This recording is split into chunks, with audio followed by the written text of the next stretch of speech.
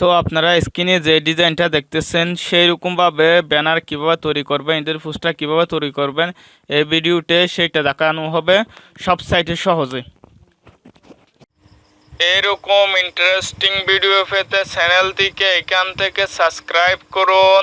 Subscribe করে পাশে থাকা বেল আইকনটা বাজিয়ে অল সিলেক্ট করুন যাতে সবার আগে আপনার কাছে ভিডিও পৌঁছায়। আসসালামু আলাইকুম guys, welcome to my new channel যে আইটি এক্সপার্ট। আশা করি আপনারা সবাই ভালো আছেন।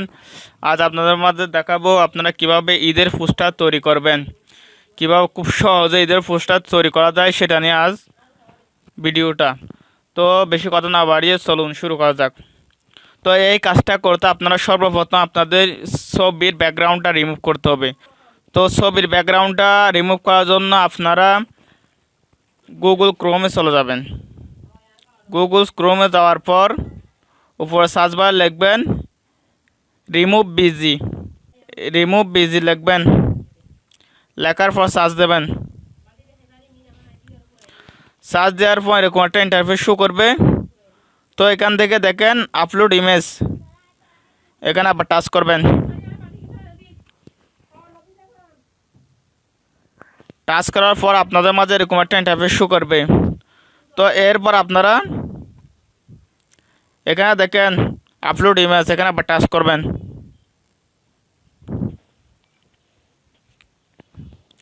টাচ করার পর এরকম একটা ইন্টারফেস শো করবে।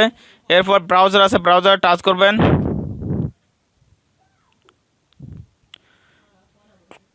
এরপর আপনার ছবিটা এখান থেকে বেছে নেবেন, আপনার যে ছবিটা আছে সেই ছবিটা এখান থেকে ভালো করে বেছে নেবেন। এরপর ওকে দেবেন, ওকে দেওয়ার পর ছবিটা আপলোড হচ্ছে,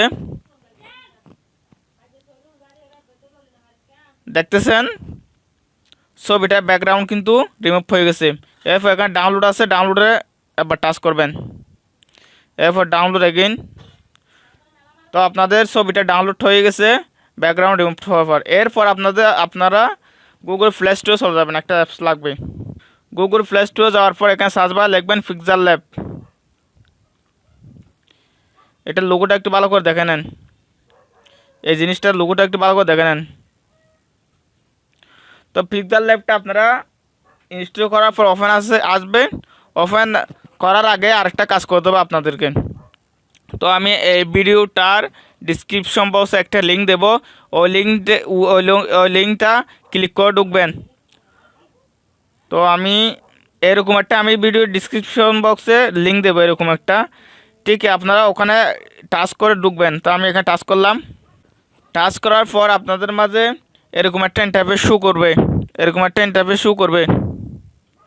তো আপনারা এখান থেকে কীরকম উপরে দেখেন একটা চিহ্ন আছে, একটা ডাউনলোড চিহ্ন উপরে দেখেন, সেখানে আবার টাচ করবেন।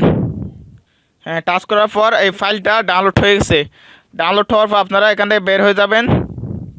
বের হয়ে যে অ্যাপসটা নামাইছেন ওইখানে চলে যাবেন। তো ওখান থেকে এখানে ওপেন আছে, ওপেনে আবার টাচ করবেন। ওপেনে আবার টাচ করার পর আপনাদের মাঝে এরকম একটা ইন্টারফেস শো করবে। তো এখান থেকে আপনারা কী করবেন, সোজা উপরে দেখেন থ্রি ডট একটা আইকন আছে, ওখানে আবার টাচ করবেন। ওখানে টাচ করার পর এখানে দেখেন ওপেন পিএলপি ফাইল, এখানে আবার টাচ করবেন।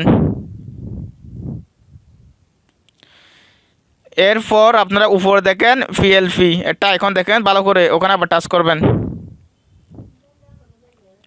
টাচ করার পর যে জিনিসটা আপনারা ডাউনলোড করছেন, যে ফাইলটা ডাউনলোড করছেন সেই ফাইলটা ঠিক এখানে চলে আসবে। দেখতেছেন আমি এই ফাইলগুলো সবগুলো ডাউনলোড করছি। তো এখান থেকে আপনার যে ফাইলটা আছে সেটা এখানে আবার টাচ করবেন। টাচ করার পর এখানে ওপেন অ্যান্ড অ্যাড, এখানে আবার টাচ করবেন। তো এরপর ব্যাকে আসবেন। দেখতেছেন এরকম একটা ইন্টারফেস শো করবে। তো এখান থেকে যে ছবিটা থাকবে ছবিটার নাড়াচাড়া করতে পারবেন। ওই ছবিটা আপনারা উপরে দেখেন ডিলিট একটা অপশান আছে, ওখানে ডিলিট করে দেবেন আপনার ছবিটা বসানোর জন্য। তো ওখানে আবার টাচ করলাম, আমি ওখানে প্রেস করলাম, ছবিটা ডিলিট হয়ে গেছে। তো এরপর আপনাদের ছবিটা বসানোর জন্য কি করবেন, এখানে একটা দেখেন চিহ্ন, গোল চিহ্ন একটা আছে দেখেন ভালো করে, এখানে আবার টাচ করবেন। টাচ করার পর এখানে দেখেন ইম্পোর্ট একটা অপশান আছে, এখানে আবার টাচ করবেন। টাচ করার পর আপনারা যে ছবিটা ওখান থেকে ব্যাকগ্রাউন্ড রিমুভ করছেন সেই ছবিটা এখানে চলে আসছে দেখেন। আমি এই ছবিটার ব্যাকগ্রাউন্ড রিমুভ করছি, এই ছবিটা কিন্তু এখানে চলে আসছে। তো ছবিটাতে একবার টাচ করবেন, টাচ করার পর একটা ইন্টারফেস শো করবে। এখানে নিচে দেখেন রাইট চিহ্ন আছে, এখানে একবার টাচ করবেন। টাচ করার পর এরকম হয়ে যাবে। তো এরপর কি করবেন, উপরে দেখেন এই বারটাতে একবার টাচ করবেন। টাচ করার পর এখানে দেখেন এই জিনিসটা, এখানে দেখেন এখান থেকে সাপ দিয়ে ধরে এই জিনিসটা লেয়ারটা একদম নিচে চলে নিয়ে আসবেন। এভাবে সাপ দিয়ে ধরে নিচে নিয়ে আসবেন। দেখতেছেন নিচে চলে আসতেছে। হ্যাঁ, একটার আগে রেখে দেবেন, একদম নিচে না, একটার আগে রেখে দেবেন। রেখে দেওয়ার পর আবার এখানে আবার টাচ করবেন, এখানে আবার টাচ করবেন, তাহলে জিনিসটা চলে গেছে। তো আপনার ছবিটা একটু বড় করে নেবেন, বড় করে আপনার মন মতো করে এখানে বসাবেন।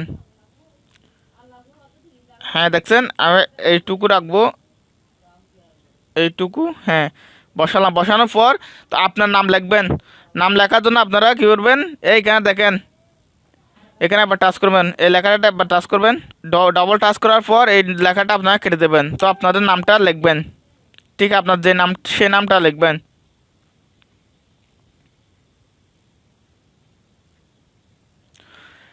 লেখার পর অক্ষাতে দেবেন, অক্ষাতে দেওয়ার পর সু নামটা বসে দেবেন। বসে দেওয়ার পর আপনার কাজটা শেষ, অলরেডি আপনার কাজটা শেষ সব সাইডে সহজ উপায়ে।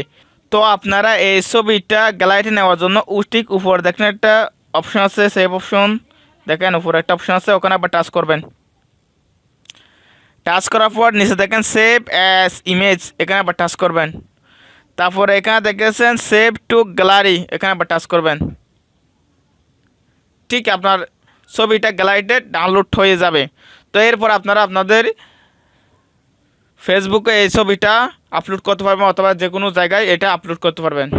তো আজ এই পর্যন্ত। এখানে যদি কেউ যদি কোনো কিছু না বুঝে থাকেন তাহলে আমাকে কমেন্ট বক্সে কমেন্ট করবেন। তো সবাই ভালো থাকেন, সুস্থ থাকেন, আল্লাহ হাফেজ।